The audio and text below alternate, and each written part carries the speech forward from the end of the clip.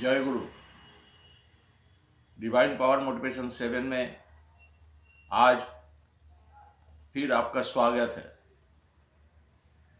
आज एक विशिष्ट दिन है, विशेष दिन है, महाशिवरात्रि। और ये भगवान शिव की पूजा आराधना आज करते हैं। भगवान शिव जो है सर्वशक्तिमान, हम सब जानते हैं।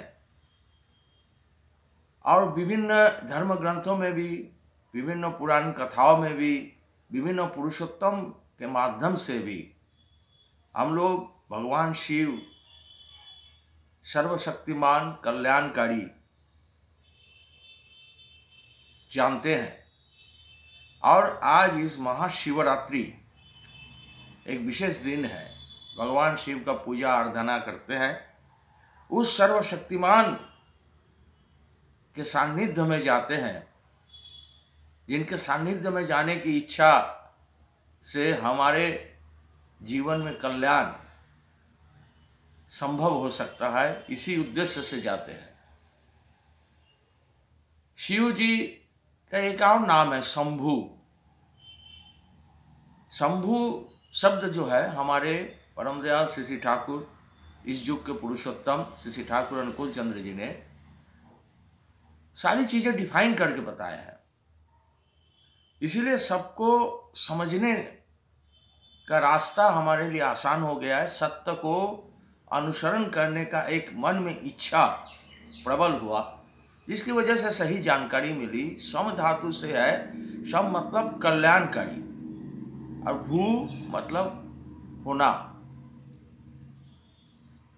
उसी कल्याणकारी जिंदगी पाने के लिए शंभु के पास जाते हैं, जो कल्याणकारी है। उनके सानिध्य में जाते हैं। उनके दो भक्त हैं, जिनको हम नंदी, महादेव के दो अनुचर है, नंदी एवं भृंगी। जो नंदी मतलब जो आनंद देता है, और जिस आनंद को हम पूरी तरीके से अपने जीवन में लाभ उठा सकते हैं, वो दोनों उनके साथ रहते हैं हमेशा। इसीलिए इसी उद्देश्य से हम लोग प्रभु भगवान शिव के पास जाते हैं और जाके पूजा आराधना करते हैं। मगर भगवान शिव के पास जाने से हम लोगों को कहानियों के माध्यम से, कथाओं के माध्यम से ये जानकारी हुआ कि भगवान शिव अपने गले में सांप लटकाए हुए हैं। इसका मतलब भक्तों के जीवन में जो क्लेश, दुख, दर्द, विषमताएं, जो विष जो नुकसान करता है, हानि करता है, समाप्त करता है, उसको उनके सानिध्य में जाने से वो ग्रहण कर लेते हैं। और जिसके बाद अगर वो विष ग्रहण कर लिए तो हमारे जीवन अमृतमय हो जाता है। इसी उद्देश्य से उनके पास जाते हैं। इसीलिए हम लोग देखते हैं शिव जी के छवि में कि गले में सांप लटकाए हुए हैं, नीलकंठ कहते हैं उनको। उस विष को, हमारे जीवन के विष को धारण करके हमारे जीवन अमृतमय करके आनंदमय करना,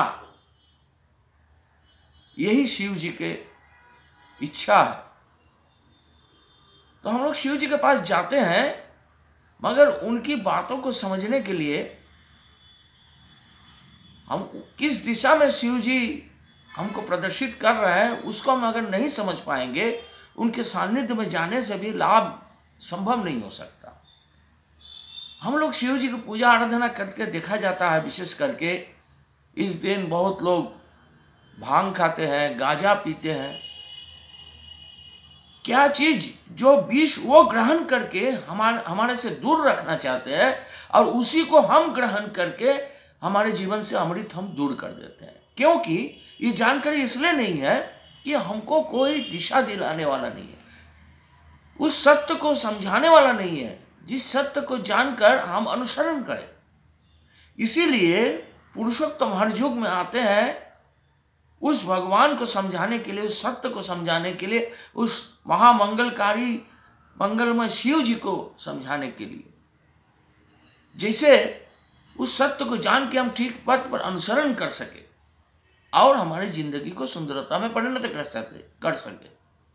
इसीलिए पुरुषोत्तम का आगमन होता है, वहाँ के हमको सत्य की दिशा निर्देश करते हैं, जिससे हम सत्य का अनुसरण करके भगवान शिव का जो इच्छा, जो हमारे जीवन में अमृत प्रदान करने की जो इच्छा, वो हम लोग लाभ कर सकते हैं। इसीलिए प्रत्येक मनुष्य के जीवन में जब तक पुरुषोत्तम के सानिध्य में नहीं मिलता तो हमारी दिशा परिवर्तित हो जाता है और शिव जी के पास जाके गांजा भांग का प्रयोग करने लगते हैं, जो हमको विष की तरफ ले जाता है।